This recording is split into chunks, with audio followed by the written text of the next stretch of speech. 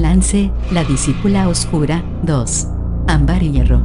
Audiolibro editado por Juan Pablo Flores Montaño. Para El amo del calabozo. 2022.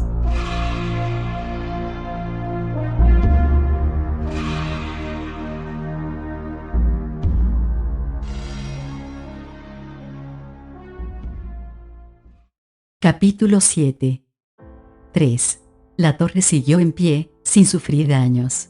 Chemosh no fue a derribar la piedra mágica para rescatar a su adorada amante. Dale tiempo, dijo Nuitari. El dios se había apostado fuera de la estancia en la que tenía retenida a Mina, a la espera de que el Señor de la Muerte apareciera. Pasaba el tiempo. Mina permanecía aislada en su celda, incomunicada, sin contacto con dioses ni con mortales, y su amado seguía sin acudir a liberarla. «Te he subestimado, milord», murmuró Nuitari a su invisible enemigo. «Y me disculpo por ello». Chemosh estaría eufórico al saber que la mujer a la que amaba seguía viva. Estaría furioso por el engaño del que había sido víctima. El Señor de la Muerte no era, al parecer, de los que dejaban que la alegría o la ira los ofuscaran. Chemosh quería a Mina, pero también quería los poderosos artefactos sagrados que Nuitari guardaba bajo llave y candado dentro de la torre. A buen seguro, el Señor de la Muerte estaba buscando la forma de conseguir ambos. «¿Qué haces?», preguntó Nuitari a su igual. «¿Has corrido a parlotear con los otros dioses? ¿Les estás contando que el grande y perverso Nuitari ha reconstruido la torre de la alta hechicería de Istar, que ha recuperado y reclamado como suyo un valioso tesoro de reliquias sagradas? ¿Les has contado eso?» Nuitari sonrió. «No, creo que no». «¿Por qué?».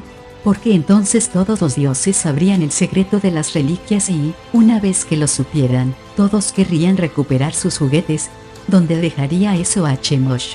«De vuelta en el frío y oscuro abismo». En las postrimerías de la era del poder, el príncipe de los sacerdotes de Istar había decretado que todos los artefactos mágicos de aquellos dioses que no fuesen dioses buenos y justos, siempre a juicio del príncipe de los sacerdotes, serían confiscados por sus ejércitos de guerreros ungidos. Además de los que se confiscaron, el príncipe de los sacerdotes ofreció ricas recompensas por todas las reliquias que se considerara que se usaban con fines perversos. Entre guerreros ungidos, buenos ciudadanos, ladrones y saqueadores, los templos de casi todos los dioses de Ansalon fueron despojados de reliquias. Al principio, la gente se apoderaba de las que procedían de los templos de dioses claramente malignos, como Chemosh y Takisis, Sargonas y Morgion. Los templos de los dioses neutrales fueron los siguientes en ser víctimas de los cazadores de reliquias bajo el lema de cualquier dios que no está con nosotros está contra nosotros. Finalmente, conforme el fervor religioso y la avaricia se extendía, guerreros ungidos asaltaron los templos de dioses de la luz, incluidos los de la diosa de la curación, Misakal, porque, a pesar de ser consorte de Paladine, la sanadora había incurrido en el pecado de abrir sus puertas de curación a todos los mortales, incluso a los que no eran considerados dignos de la bendición de una deidad. Se sabía que sus clérigos habían impuesto las manos sanadoras sobre ladrones y prostitutas, kenders y enanos, e incluso hechiceros. Cuando los clérigos de Majere, dios de la justicia, supieron que a los clérigos de Misakal se los golpeaba y se les robaban sus reliquias, manifestaron su protesta. Entonces se asaltaron sus monasterios y sus reliquias fueron las siguientes en sumarse a las confiscadas y robadas. A no tardar, los artefactos sagrados de todos los dioses, con excepción de Paladine, quedaron guardados bajo llave en la que otrora había sido la torre de la alta hechicería de Istar, en una inmensa sala a la que se dio el nombre de Solio Febalas, la sala del sacrilegio. Se cuchicheaba que los sacerdotes de Paladine empezaban a estar nerviosos y que no pocos habían guardado las sagradas reliquias en almacenes bajo llave. Pero ni siquiera allí estaban a salvo. Cuando el cataclismo devastó Istar, la sala del sacrilegio fue destruida por el fuego de la ira de los dioses, quienes estaban convencidos de que las reliquias se habían consumido en la conflagración. Querían que la humanidad viviera con sus propios recursos durante un tiempo. Nadie se había sorprendido más que Nuitari al descubrir intactas las reliquias. Su única idea había sido reclamar como suya la torre. Encontrar los artefactos había sido un regalo extra. Sabía que era imposible mantener indefinidamente un secreto de ese calibre, que solo sería cuestión de tiempo que otros dioses descubrieran la verdad y se presentaran ante él para exigirle que les entregara sus reliquias. Los artefactos se encontraban a buen recaudo, guardados tanto por conjuros como por Midori, un viejo dragón marino con muy mal genio. Esas salvaguardias cerrarían el paso a los mortales, pero no a un dios. Nuitari no tenía que preocuparse por eso. Los dioses frenarían a los dioses. Cada cual querría sus reliquias, naturalmente. Cada cual también querría asegurarse de recuperar las suyas y de que ninguno de los otros dioses hiciera lo propio. Por ejemplo, Misakal no querría que Sargonas, en la actualidad el dios más poderoso de la oscuridad, recobrara sus artefactos sagrados. Buscaría aliados que aunaran esfuerzos para impedírselo, aliados insólitos, como Chemosh, que apoyaría a Misakal en eso porque el Señor de la Muerte estaba enzarzado en una lucha de poder con Sargonas y no querría que el dios de los grandes cuernos se hiciera más fuerte de lo que ya era. Estaba Gilean, el fiel de la balanza, que muy bien podría oponerse tanto a los dioses de la luz como a los de la oscuridad por miedo a que la vuelta de esas reliquias a manos de cualquiera de los dioses alterara un equilibrio ya inestable. Se organizaría una buena cuando los dioses se enteraran de que Nuitari estaba en posesión de las reliquias de Takisis, la reina de la oscuridad fallecida, y las del dios autoexiliado, Paladine. Aunque sus creadores ya no estaban, los artefactos perduraban, al igual que su sagrado poder, que podía resultar inmensamente útil a cualquier dios o mortal que les echara mano. La trifulca por esos objetos podría prolongarse siglos. Entretanto, el plan de Nuitari era recorrer el cielo y llegar a acuerdos secretos al tiempo que soltaba discretamente un artefacto aquí y otro allí a fin de enfrentar a unos dioses contra otros, mientras que él reforzaba su posición. Aunque Nuitari había odiado a Takisis y había hecho todo lo posible para oponerse a ella en todo lo que la diosa había llevado a cabo en cualquier momento, era como su madre en un aspecto, tenía su misma y oscura ambición. Oponiéndose a esa ambición estaban sus dos primos, Lunitari y Solinari. Los dioses de la magia roja y la magia blanca no darían ni un céntimo falso por las sagradas reliquias. El príncipe de los sacerdotes, que no se fiaba de los magos ni de su magia, no había conservado ningún artefacto perteneciente a los hechiceros. Los objetos mágicos que se encontraron, y eran contados, ya que los magos los habían escondido casi todos, se destruyeron de inmediato. Los primos de Nuitari se pondrían furiosos cuando descubrieran que se había ido y se había construido su propia torre. Se enfurecerían, y los asaltaría la consternación y el pesar. Desde el principio de los tiempos, los dioses de las tres lunas se habían mantenido unidos para guardar lo que les era más preciado, la magia. Los tres primos no tenían secretos los unos para los otros. Hasta ese momento, Nuitari se sentía mal por traicionar la confianza de sus primos, solo que no lo bastante para no hacerlo. Desde que su madre, Takisis, lo había traicionado al hurtar el mundo, su mundo había decidido que a partir de ese momento no confiaría en nadie. Además, había ideado la forma de apaciguar a sus primos. Entre ellos las cosas ya no serían igual, naturalmente, claro que nada volvería a ser lo mismo para ninguno de los dioses. El mundo y el cielo habían cambiado para siempre. Nuitari se preguntó qué se traería entre manos Chemosh, y esa idea lo hizo pensar de nuevo en Mina. Nuitari iba allí a menudo, pero no para interrogarla. Sus túnicas negras ya lo habían estado haciendo por él y habían descubierto muy poco. Nuitari se había conformado con observarla. Ahora, guiado por un impulso, y también con la idea de que Chemosh aún podía darle una sorpresa, Nuitari decidió interrogar personalmente a la chica. La había sacado de la celda de cristal en la que la había puesto al principio. Verla ir de aquí para allí había resultado una molesta distracción para sus hechiceros. La había envuelto en un capullo mágico de aislamiento, de manera que no podía comunicarse con nadie en ninguna parte, y la había trasladado a unas habitaciones destinadas a ser la vivienda de los archimagos túnicas negras elegidos para poblar la torre bajo el mar sangriento. Mina se albergaba en unos aposentos designados a un hechicero de alta categoría, Consistían en 2 estancias, una sala y un estudio revestidos del techo al suelo con estanterías de libros, y un dormitorio.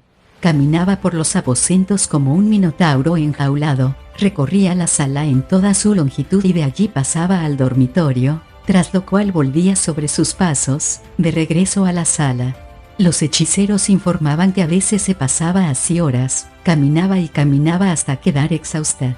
No hacía nada más que caminar a despecho de que Nuitari le había proporcionado libros de distinta temática y que iban de la doctrina religiosa hasta la poesía, de la filosofía a las matemáticas. Ni una sola vez había abierto siquiera un libro, comunicaban los magos, al menos, que ellos hubiesen visto. El dios le había proporcionado otras formas de entretenimiento.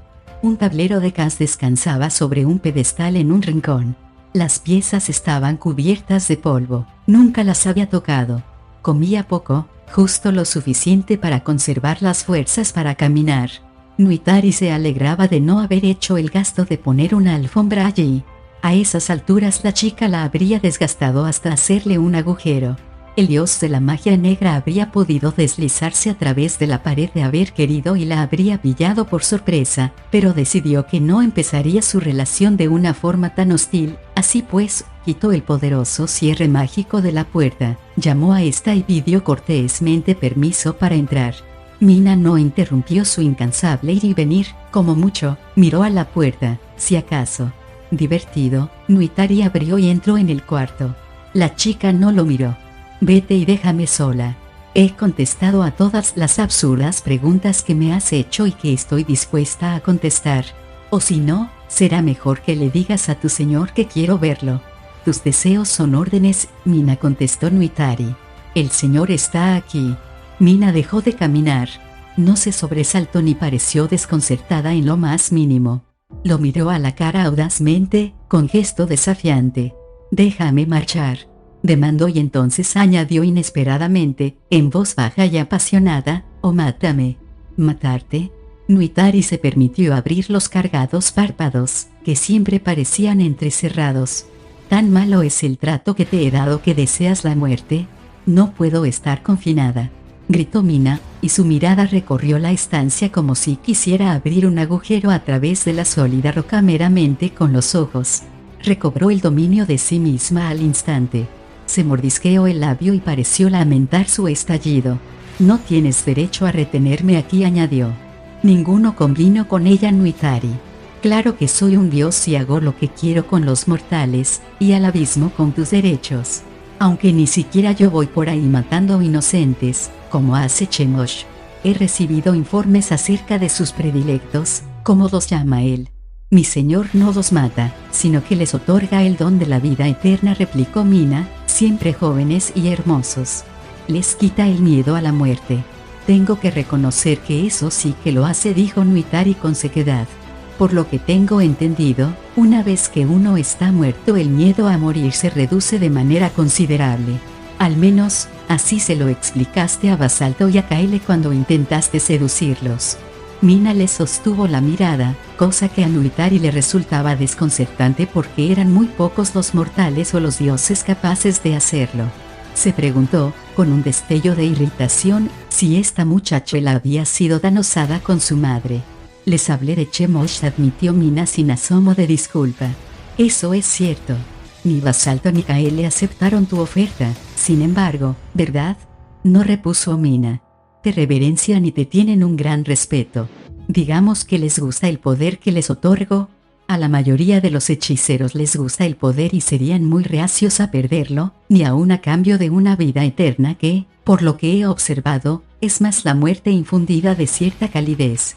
Dudo que conviertas a muchos hechiceros al culto de tu señor. También lo dudo yo, dijo Mina, que sonrió. La sonrisa le transformó el rostro, hizo que los ojos ambarinos resplandecieran, y Nuitari se sintió atraído hacia su cálido encanto. De hecho, se sintió como si se deslizara hacia su interior, sintió que la calidez lo envolvía. Se repuso con un sobresalto y contempló a la mujer con los ojos entrecerrados, escrutadoramente. ¿Qué poder poseía esa mortal que la hacía capaz de seducir a un dios con su sonrisa? Había visto mujeres mucho más atractivas que ella. una de sus túnicas negras, una hechicera llamada Ladona, había sido famosa por su belleza, muy superior a la de Mina. Con todo, tenía algo, incluso en ese instante, que lo turbaba profundamente. Compréndelo, mi señor, por favor. Tenía que intentar convertirlos, era la única posibilidad de poder escapar. ¿Por qué quieres dejarnos, Mina?, inquirió Nuitari, que fingió sentirse dolido. ¿Te hemos tratado mal de algún modo? Aparte de tenerte aislada, claro, y eso es por tu propia seguridad. Confieso que Basalto y Kaele, los dos, están un poco locos. Kaele, en especial, no es de fiar, aparte del hecho de que hay pergaminos y artefactos por todas partes que podrían dañarte. He intentado hacer tu estancia lo más agradable posible. Tienes todos esos libros para leer. Mina echó una ojeada a las estanterías y las descartó con un ademán. Ya los he leído. ¿Todos? Nuitari la miró, divertido. Discúlpame, pero no te creo. Elige uno, lo desafió Mina. Nuitari lo hizo y sacó un libro de una estantería. ¿Cómo se titula?, preguntó la mujer. Draconianos, estudio. ¿Puedes salir bien del mal? Ábrelo por la primera página. Así lo hizo el dios. Los estudiosos empezó a recitar. Mina han mantenido desde hace mucho tiempo que, puesto que a los draconianos se los creó mediante magia perversa, que nacieron de los huevos corrompidos de los dragones del bien, son y siempre serán perversos, criaturas que no pueden poseer cualidades de redención. No obstante, el estudio de un grupo de draconianos que están establecidos actualmente en la ciudad de Tei revela. Se interrumpió. ¿Cito correctamente el texto? Palabra por palabra, contestó Nuitari, que cerró bruscamente el libro. Leí mucho de pequeña, en la ciudadela, dijo Mina, que frunció el entrecejo, o creo que debí de hacerlo. En realidad no recuerdo haber leído, solo me acuerdo de la luz del sol y las olas lamiéndome los pies y a Goldmoon cepillándome el cabello. Pero aún así creo que tengo que haber pasado mucho tiempo leyendo, porque cada vez que cojo un libro me encuentro con que ya lo he leído. Apuesto que a este no lo has leído. Nuitari hizo aparecer un volumen que se materializó en su mano. Hechizos de invocaciones para túnicas blancas, niveles avanzados. ¿Para qué iba a leerlo?, dijo ella al tiempo que se encogía de hombros. La magia no me interesa. Dame este capricho, pidió Nuitari. Lee el primer capítulo. Si me complaces, te dejaré salir de la habitación 1 hora cada día. Puedes deambular por los corredores y las estancias de la torre, vigilada, naturalmente, por tu propia seguridad. Mina lo miró como si se preguntara a qué jugaba, a la par que tendía la mano. Nuitari no sabía bien qué esperaba conseguir del experimento, tal vez el mero placer de humillar a esa joven mortal que era excesivamente arrogante y atrevida para su gusto. Debería advertirte que el libro tiene un hechizo, comentó mientras le tendía el ejemplar. ¿Qué clase de hechizo?, inquirió Mina, que le cogió el libro de las manos y lo abrió. Uno de salvaguardia, contestó el dios, asombrado. Recordaba cuando Kaele había cogido ese mismo libro. Su autor, un túnica blanca, le había puesto un encantamiento de salvaguardia para que solo los hechiceros de su orden pudieran usar los conjuros. Kaele, de los túnicas negras, había dejado caer el ejemplar con una maldición y se pasó los siguientes instantes retorciéndose los dedos quemados y mascullando juramentos. Se había pasado día y medio malhumorado a costa del incidente y se había negado a volver con Basalto para ayudarlo a desembalar. Con certeza, una discípula de Chemosh no podría sostener ese libro sin sufrir el castigo. Mina pasó las manos por la suave piel de la encuadernación. Con los dedos siguió el trazado del título estampado en oro en la cubierta. Nuitari se preguntó si el efecto del hechizo se habría pasado. Mina abrió el libro y examinó la primera página. ¿Quieres que lea esto?, preguntó, escéptica. Si haces el favor. La chica se encogió de hombros y empezó a leer. Nuitari estaba pasmado y no recordaba la última vez que un mortal lo había asombrado hasta ese punto.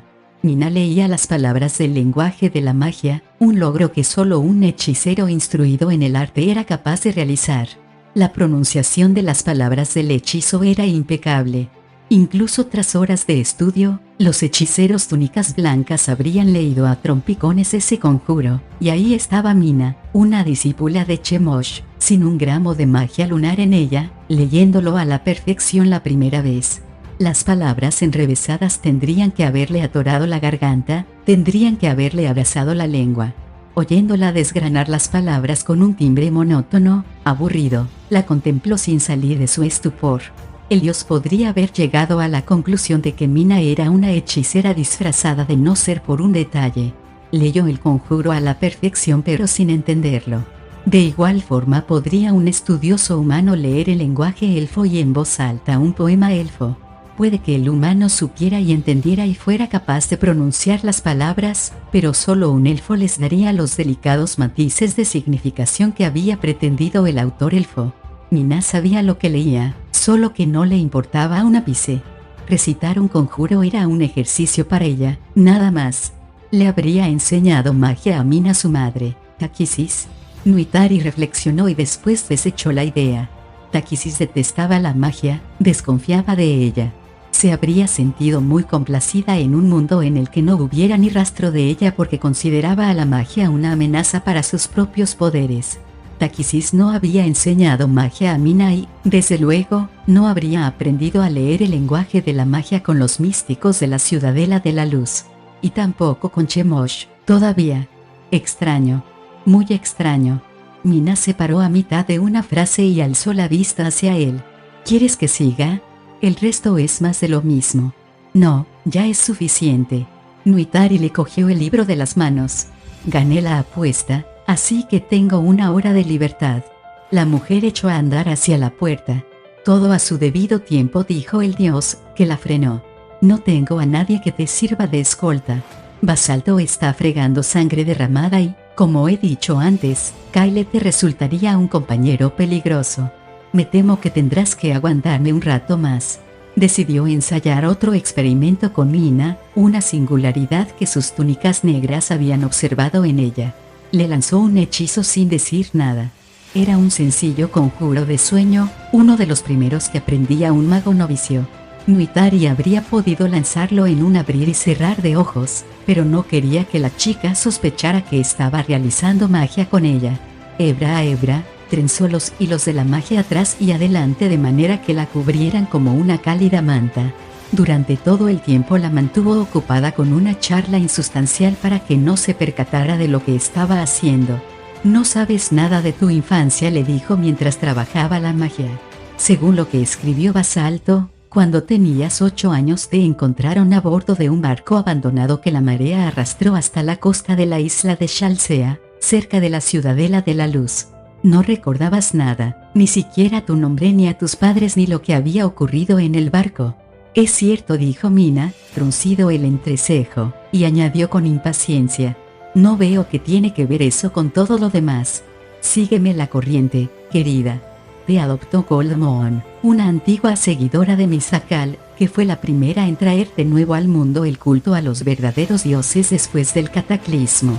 Fue ella la que trajo al mundo el poder del corazón durante la Quinta Era.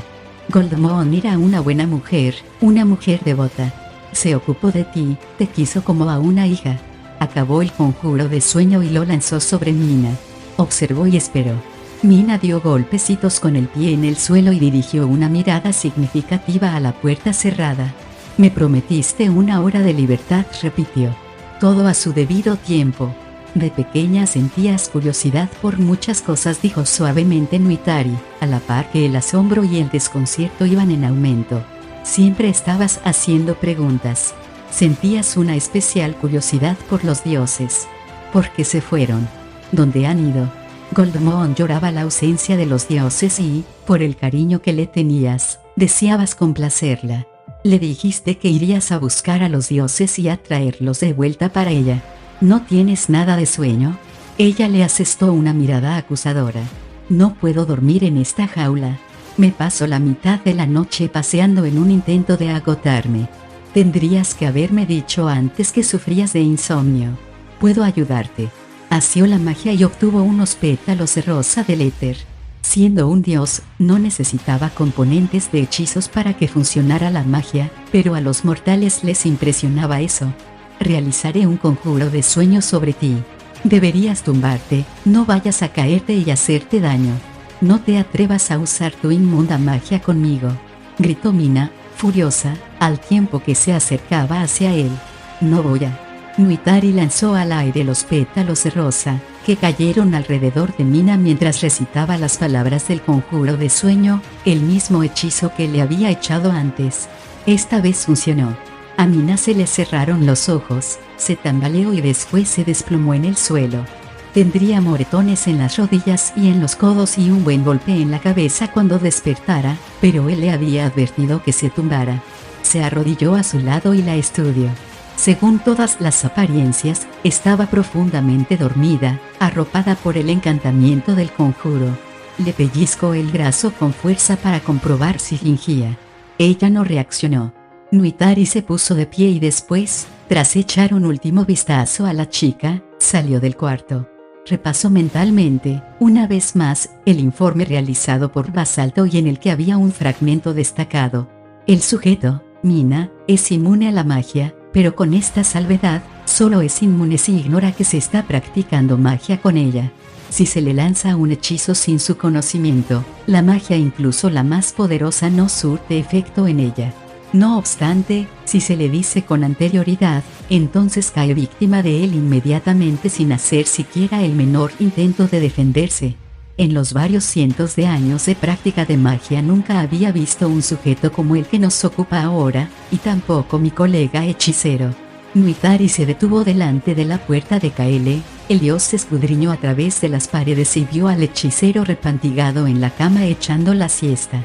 Nuitari llamó a la puerta y pronunció el nombre del semielfo en tono perentorio. Contempló, divertido, que Kaele despertaba con un sobresalto.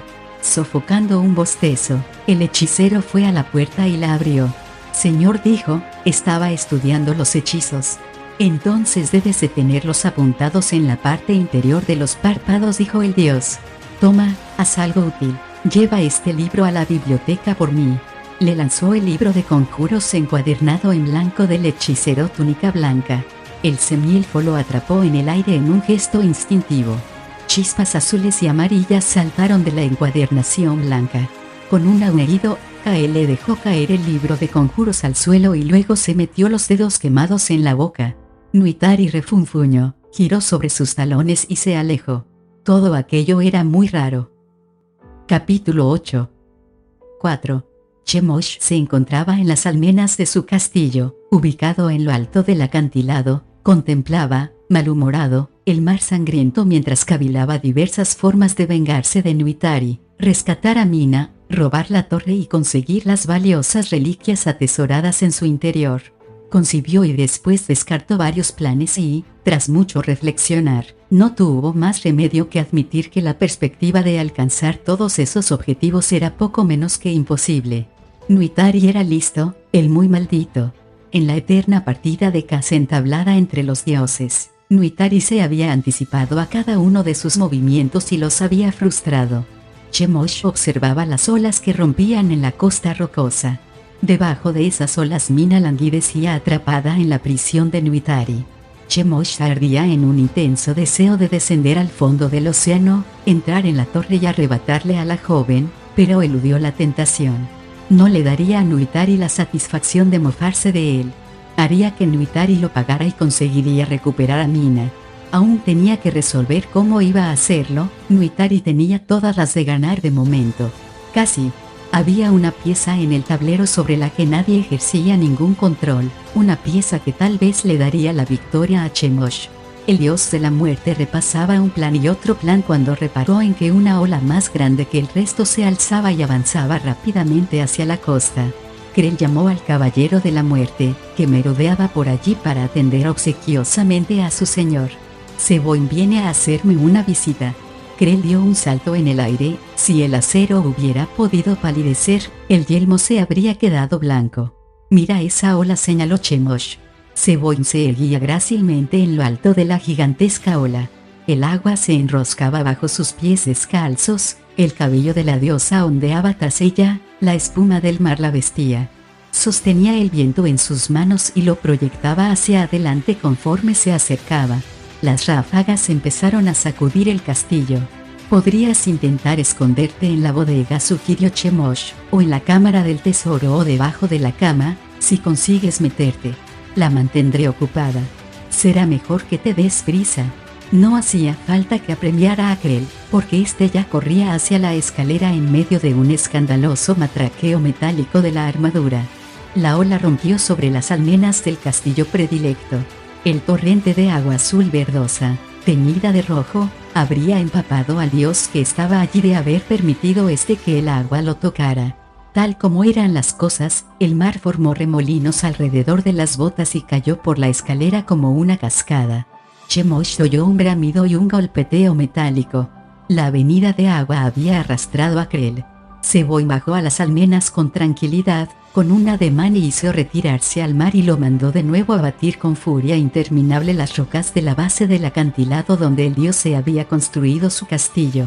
¿A qué debo el honor de tu visita?, preguntó suavemente Chemosh. Tienes el alma de mi hijo prisionera. En los ojos azul verdosos de Seboy ardía la ira.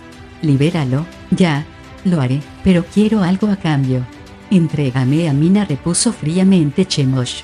¿Es que crees que llevo a tu preciada mortal en un bolsillo de aquí para allí?, increpó Seboy. No tengo ni idea de dónde se halla tu muchachuela. Ni me importa. Pues debería importarte, dijo el dios. Tu hermano retiene a Mina contra su voluntad. Devuélveme a Mina y liberaré a tu hijo, si es que quiere marcharse. Se marchará, aseguró Seboy. Él y yo tuvimos una pequeña charla. Está preparado para seguir adelante. Reflexionó sobre la negociación. Entrégame a ese desgraciado de Krell, pronunció el nombre como si lo moliera entre los dientes, y cerraremos el trato. Solo si me entregas a ese incordiante monje de Maje, readujo Chemosh al tiempo que sacudía la cabeza. Sin embargo, lo primero es lo primero. Tienes que devolverme a Mina. Tu hermano la tiene encerrada en la torre de la alta hechicería, en el fondo del mar sangriento.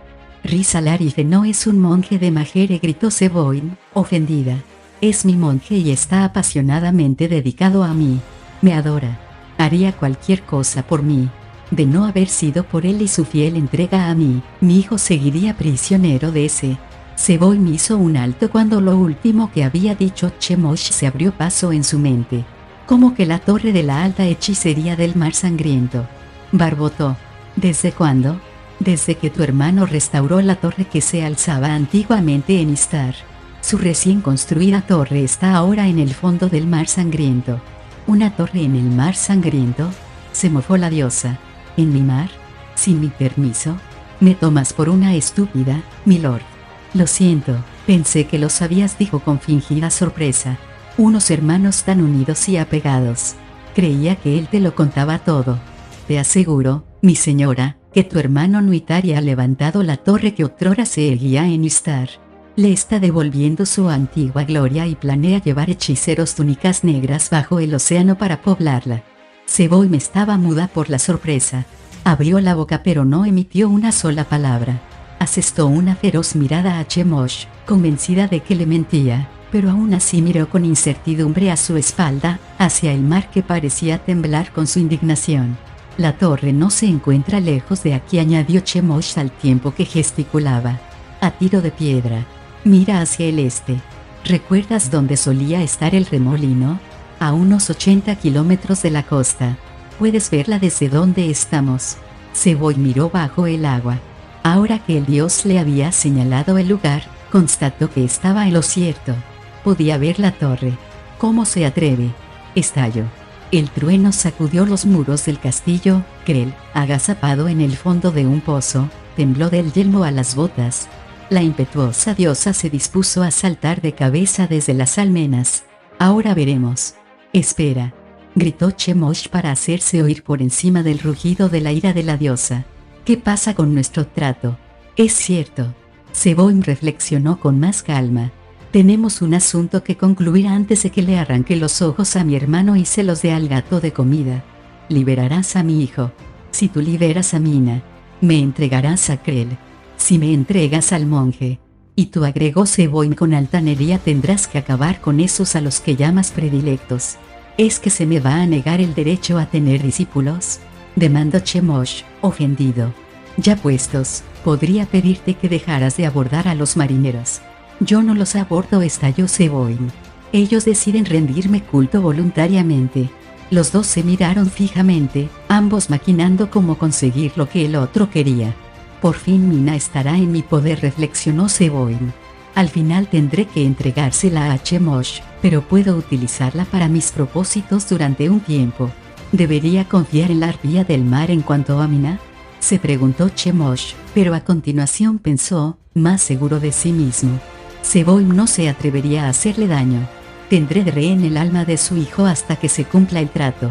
En cuanto a Krell, atormentarlo ha acabado siendo un aburrimiento, comprendió Seboim. Mi monje es mucho más valioso para mí, y no digamos divertido. Lo conservaré. Majere es una clara amenaza, pensaba Chemosh, en tanto que Seboim es un estorbo secundario. Sí, como ella afirma, el monje ha cambiado su lealtad del dios Mantis a la arpía del mar, entonces Rizalarif ya no representa una amenaza para mí. Sé cómo trata Seboim a sus adeptos. El pobre hombre tendrá suerte si sobrevive. Y tener a Krell a mi disposición en lugar de que esté escondido constantemente debajo de la cama sería una ventaja considerable. En cuanto a la torre, Seboim pasó al siguiente tema irritante. No me sorprende nada de lo que haga ese hermanito mío, cara de luna. Aunque pagara por su descaro, naturalmente, demoleré esa torre. ¿Mas por qué se interesa el Señor de la Muerte en una torre de la alta hechicería? Porque le iba a importar a Chemosh en uno u otro sentido. Aquí hay algo más de lo que parece a primera vista y he de descubrir qué es. Así que Seboim no sabía lo de la torre. A Chemosh le pareció interesante eso. Temía que los hermanos estuvieran confabulados, pero parece ser que no. ¿Qué hará Seboim? ¿Qué puede hacer? Nuitari no es un dios a quien convenga contrariar, aunque lo haga su propia hermana. El mar se movía, las olas iban y venían mientras los dos dioses contemplaban su trato desde todos los ángulos. Por fin habló Seboim. Prometo que Mina te será devuelta, concedió gentilmente. Sé cómo tratar con mi hermano. Siempre y cuando, por supuesto, tú liberes el alma de mi hijo a cambio. Chemosh se mostró igualmente gentil. Estoy de acuerdo en eso. Quiero a Krell para mí y, a cambio, te dejo al monje. Chemosh se trae algo entre manos. Está dando su brazo a torcer con demasiada facilidad, pensó Seboim sin dejar de observarlo atentamente. Se está dando por vencida muy fácilmente. Seboim trama algo, pensó Chemosh con la mirada clavada en la diosa. Con todo, pensaron ambos, la mejor parte del trato es para mí. Seboim le tendió la mano. Chemosh se la estrechó y cerraron el trato. Tráeme a Mina y pondré al alma de tu hijo en camino a su siguiente conquista sangrienta, dijo el Señor de la Muerte. Volveré con ella, dijo Seboim, y te informaré de lo que descubra sobre esa torre. Estoy segura de que debe de haber una equivocación. Mi hermano nunca me engañaría. Embustera, pensó Chemosh. Comentártelo fue simple cuestión de cortesía, contestó despreocupadamente. Lo que Nuitari haga o no haga con su torre no me interesa. Embustero, pensó Seboim. Hasta la vista, querido amigo, fue su efusiva despedida. Hasta entonces, repuso él con suavidad. Puf, cómo odio a ese miserable, se dijo para sus adentros Seboim mientras caminaba por el fondo marino. Se lo haré pagar. Bruja intrigante. Ya le ajustaré cuentas, bisbiseó Chemosh, que alzó la voz. Krell, ya puedes salir. Tendremos a Mina de vuelta muy pronto y cuando eso ocurra quiero estar preparado para actuar. Capítulo 9. 5. Ignorante de que la diosa había usado su vida como moneda de cambio en una negociación, Rhys se quedó en Solace como le había prometido a Gerard. Transcurrieron varios días después de la conversación que habían tenido en su casa, y durante ese tiempo Rhys apenas vio al alguacil. Cada vez que topaba con él, Gerard siempre pasaba a toda prisa, agitaba la mano y mascullaba unas palabras apresuradas. No puedo hablar ahora, pero lo haré dentro de poco. De muy poco. Rhys volvió a su trabajo en la posada, donde recibió una cálida bienvenida por parte de la propietaria del establecimiento. Me alegra que hayas vuelto, hermano, dijo Laura mientras se secaba las manos en el delantal.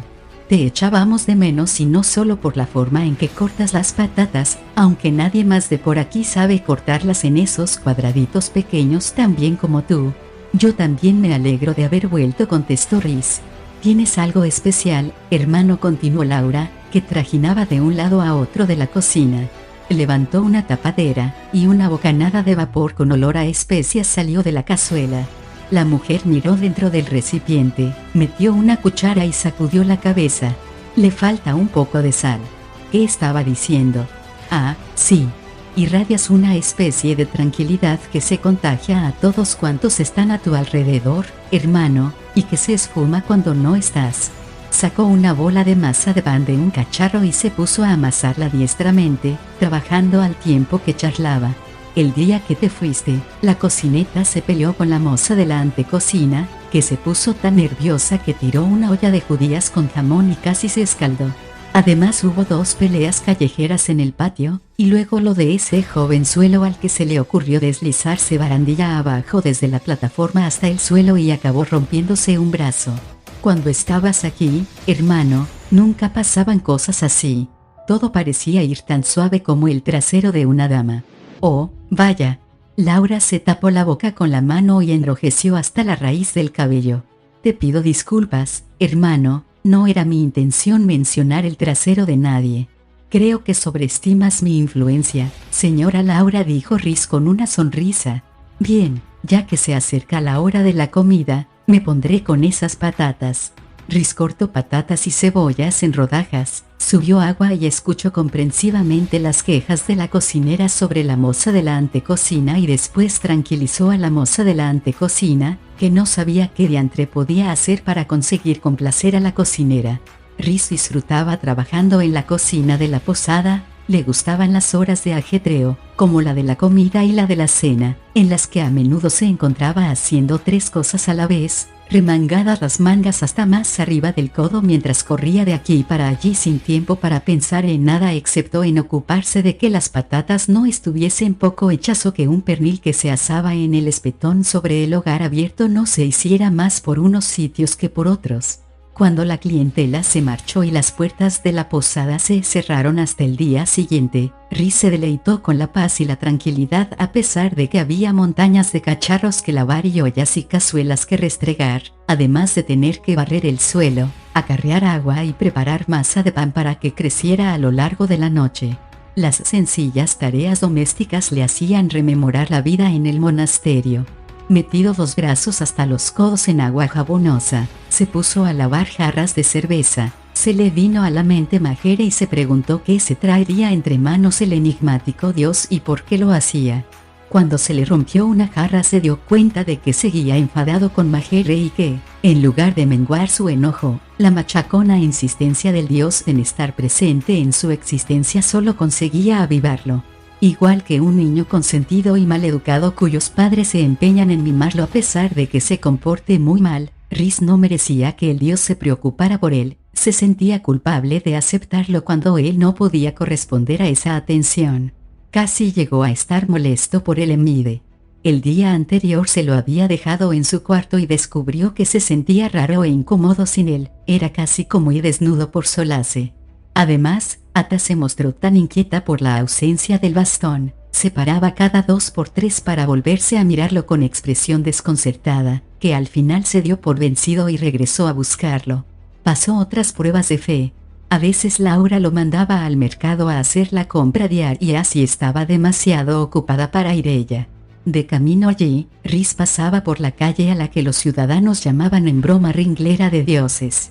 Allí, los clérigos de varias deidades de Krynn construían los nuevos templos de culto para dar la bienvenida a los dioses que habían estado ausentes del mundo tanto tiempo. El templo de Majere era una construcción modesta situada más o menos a mitad de la calle. Rhys veía frecuentemente a los monjes que trabajaban en los jardines o que iban de aquí para allí por el recinto, y se sentía tremendamente tentado de entrar en el templo para agradecer humildemente a Majere que cuidara de su indigno servidor y pedirle perdón. Cada vez que pensaba en eso, Cada vez que los pies empezaban a conducirlo en esa dirección, Rhys revivía la escena de sus hermanos de orden tendidos sin vida en el suelo del monasterio, los cuerpos retorcidos en la agonía de la muerte. Pensaba en su hermano y en todos aquellos a los que su hermano había embaucado y asesinado. Hasta Seboin cruel, arrogante, arbitraria y voluble había hecho más para ayudarlo a encontrar respuestas a sus preguntas que el bueno y sabio Majere. Entonces daba la espalda al templo y seguía con su ocupación de comprar cebollas. Mientras Rhys troceaba verduras y se debatía con su dios, Beleño iba por las calles de Solace a la casa de los predilectos y Ata acompañaba al Kender para vigilarlo a él, aunque la perra no tenía que esforzarse para que el Kender no dejara de ser honrado. Beleño era especialmente inepto en el respetado y ensalzado arte, al menos entre los Kenders, de tomar prestado. En vez de manos tengo pies, soy muy patoso, admitía Beleño con muy buen humor. No era bueno en tomar prestado nada porque no le interesaban las cosas que interesaban a los demás Kenders. Suponía que no era curioso, más bien, tenía curiosidad, pero no por las posesiones de los demás. Sentía curiosidad por sus almas, sobre todo por aquellas que aún no habían avanzado a la siguiente etapa del viaje de su vida. Beleño poseía la habilidad de comunicarse con esos espíritus, que deambulaban por el mundo perdidos, furiosos, desdichados, vengativos o destructivos. También era capaz, como le había contado Rhys a Gerard, de ver a los predilectos tal como eran, cadáveres andantes.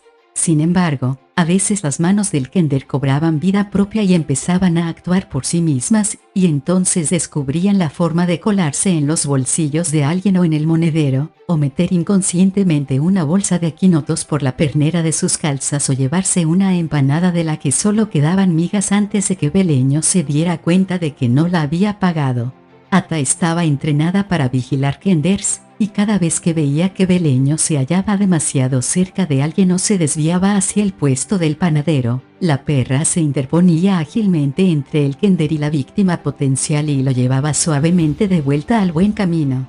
Y así era como Beleño podía mantenerse lejos de los ayudantes del alguacil y concentrarse en su búsqueda de uno de los predilectos a fin de tenderle una trampa.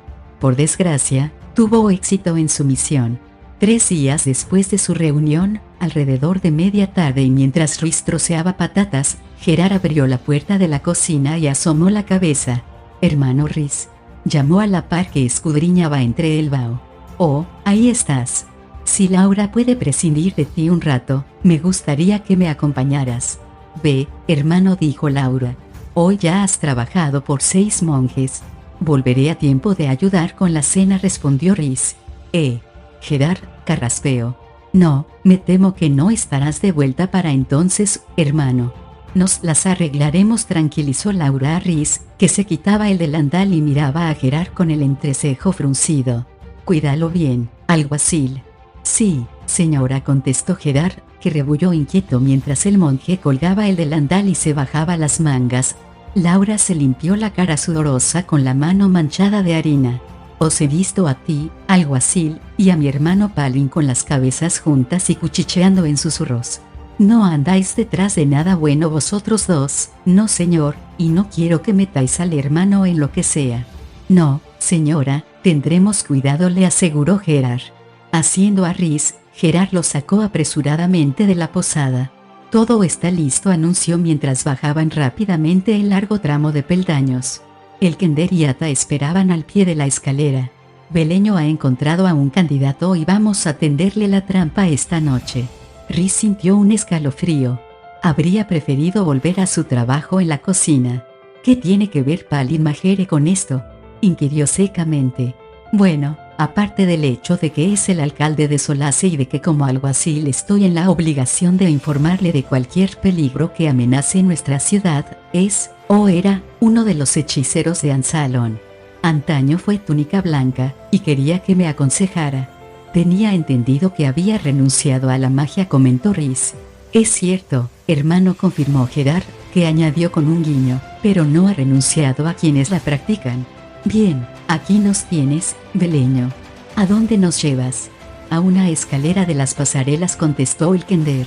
«Lamento decirte esto, alguacil, pero es uno de los guardias de los Vallenbods». Seguramente lo conocerás. Se llama Cam. Cam, maldita sea. Barbotó Gerard, sombrío el semblante. ¿Estás seguro? Lo estoy, afirmó Beleño con un solemne cabeceo. Posó la mano en la cabeza de Ata. Y ella también. Gerard soltó otra maldición. Esto va a ser duro. Miró al Kender, ceñudo. Quiera el cielo que te hayas equivocado. Ojalá, señor, contestó cortésmente Beleño, que añadió entre dientes, muy bajo, pero sé que no. ¿Qué es un guardia de los Vallenbods?, preguntó Rhys para distraer a Gerard, al que estaba costando mucho asimilar la noticia. Vigilan las escaleras que conducen a las pasarelas, explicó el alguacil mientras señalaba hacia arriba, a los estrechos puentes que se extendían de las ramas de un árbol a las de otro. Era una hora del día muy ajetreada y montones de gente recorrían las pasarelas, ya fuera desde sus casas o de camino a ellas o a los establecimientos construidos en las copas de los árboles. Con el rápido crecimiento de la ciudad se llegó a un punto en el que eran demasiadas personas pateando las pasarelas de aquí para allí. No se construyeron para aguantar tanto peso, así que empezaron a soltarse tablas que les caían en la cabeza a los que caminaban por el suelo. Una de las pasarelas estuvo a punto de irse abajo. Varias cuerdas se partieron y la pasarela se hundió de repente. La gente se quedó colgando con riesgo de perder la vida. Decidimos limitar el número de personas que subía a ellas. O uno es propietario de una casa en la copa de un árbol, en cuyo caso se le entrega un pase, o hay que demostrar que se ha de llevar a cabo algún asunto o negocio ahí arriba. Los guardias están apostados al pie de las escaleras y siguen la pista a los que suben y a los que bajan. Llegaron a un punto desde donde tenían a la vista la escalera de madera que conducía hacia las ramas del árbol. Dos hombres jóvenes, ambos de uniforme verde con una hoja de Vallenbold bordada en la pechera, se encontraban al pie de la escalera y hacían preguntas a la gente para permitirles subir o mandarles que siguieran su camino. Es ese, dijo Beleño a la par que señalaba con el dedo. Es uno de los predilectos. ¿Cuál de ellos?, inquirió Gerard, fija la vista en el Kender. Hay dos hombres jóvenes de guardia. ¿Cuál de ellos es el predilecto? El de cabello pelirrojo y rizado y que tiene pecas, respondió sin tardanza el Kender. Sí que es Cam, dijo el alguacil con un suspiro. Maldito sea el abismo y otra vez maldito. Lo siento, musitó Beleño. Tiene una sonrisa muy bonita. Debe de haber sido un buen chico. Lo es, contestó Gerard, abatido. O lo era, mejor dicho. ¿Qué dices tú, hermano? ¿Puedes constatar la afirmación del Kender? Si Beleño dice que es uno de los predilectos, entonces acepto su palabra, contestó Rhys. ¿Y Ata?, preguntó Gerard. Todos bajaron la vista hacia la perra. El animal se mantenía alerta junto al monje y todos advirtieron que tenía fija la mirada en el joven pelirrojo, que charlaba y reía con dos chicas. Un quedo gruñido retumbaba en el pecho de la perra, que tenía las comisuras de la boca tensas y fruncidas. Coincide con Beleño, dijo Rhys. Perdóname, hermano, se encrespó el alguacil, pero me estás pidiendo que confíe en la palabra de un Kender y en el gruñido de una perra. Me sentiría mejor si tuviese tu opinión personal. Conozco al joven Cam y conozco a sus padres. Son buenas personas. Si voy a tener que prenderlo, quiero estar convencido de que es uno de esos predilectos. No estoy muy seguro de que me guste todo esto, alguacil, contestó Rhys, sin moverse de donde estaba. ¿Qué clase de trampa es la que tienes intención de tender? Gerard no contestó. En cambio, señaló hacia donde charlaban y reían el joven Cam y las dos chicas. Cabe la posibilidad de que esté arreglando un encuentro con una de esas muchachas esta misma noche. Hermano, llévate a Ata, dijo el monje tras vacilar un momento. Si me ve acercarme a uno de los predilectos, es muy posible que lo ataque. Nos encontraremos en la posada. Cuando Ata estuvo fuera de su vista, Rhys asió el bastón y echó a andar hacia la escalera. Sabía lo que iba a encontrarse, ni Beleño ni Ata se habían equivocado una sola vez antes. Caminó hasta donde se encontraba el joven justo cuando él y las muchachas prorrumpían en carcajadas. Al ver acercarse a Rhys, Cam dejó de tontear con las chicas para ocuparse de su tarea. Buenas tardes, hermano, saludó a la par que le dedicaba una encantadora sonrisa. ¿Qué negocio te lleva arriba? Rhys miró directamente a los verdes ojos del joven. No vio luz en ellos, solo sombras, sombras de esperanzas no cumplidas, sombras de un futuro que jamás se haría realidad. ¿Te sientes mal, hermano?, preguntó Cam, que posó la mano en el brazo de Rhys en actitud solícita. No tienes buen aspecto. Quizá deberías sentarte aquí, a la sombra, y descansar. Puedo traerte agua. Gracias, pero no será necesario, repuso el monje. Descansaré un poco aquí, al fresco. Varios comerciantes habían instalado puestos cerca de la escalera para aprovechar la casi constante afluencia de gente. Entre ellos había un emprendedor vendedor de empanadas de carne que había colocado mesas y bancos para comodidad de sus clientes. Las dos chicas que charlaban con Cam se suponía que vendían cintas del puesto que tenían, aunque en ese momento se dedicaban más a soltar risitas tontas que a comerciar. Como gustes, hermano, dijo Cam, que reanudó la conversación con las dos jóvenes. Sin hacer caso de las miradas furiosas y los comentarios cortantes del vendedor de empanadas, al que no le hacía gracia que ocupara sitio en una mesa alguien que no había hecho gasto, Rhys tomó asiento en el banco y escuchó la conversación que mantenía Cam con las chicas. No tuvo que escuchar mucho tiempo, una de ellas accedió a reunirse con Cam esa misma noche. Rhys se puso de pie y se marchó, con gran satisfacción del vendedor de empanadas de carne, que se acercó apresuradamente al banco en el que el andrajoso monje se había sentado y lo limpió con un trapo.